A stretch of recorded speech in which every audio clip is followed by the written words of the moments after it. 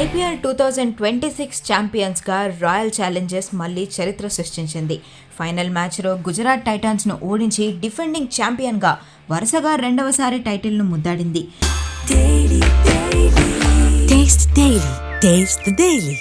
King Virat Kohli విజయ గర్జనతో RCB fans పండగ చేసుకుంటున్నారు. ఈ మ్యాచ్లో టాస్ ఓడి మొదట బ్యాటింగ్ చేసిన గుజరాత్ టైటాన్స్ను ఆర్సీబీ బౌలర్లు ఆరంభం నుంచే దెబ్బకొట్టారు.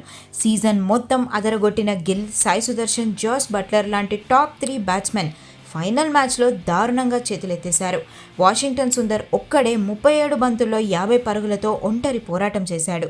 మిగతా వాళ్లంతా విఫలం కావడంతో గుజరాత్ 20 ఓవర్లలో 8 వికెట్లకు 155 పరుగులు మాత్రమే చేయగలిగింది. 156 పరుగుల లక్ష్యంతో బరిలోకి దిగిన ఆర్సీబీ సూపర్ బ్యాటింగ్తో ఇన్నింగ్స్ ప్రారంభించింది. విరాట్ కోహ్లీ, వెంకటేష్ అయ్యర్ పరుగుల వరద పారించారు. రబాడా వేసిన ఒక ఓవర్లో ఏకంగా 3 4లు 2 సిక్సర్లు బాదారు.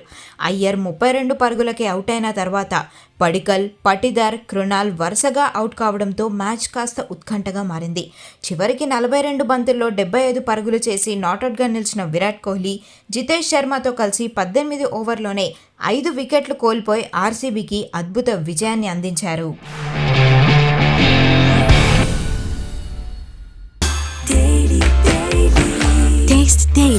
Taste the Daily.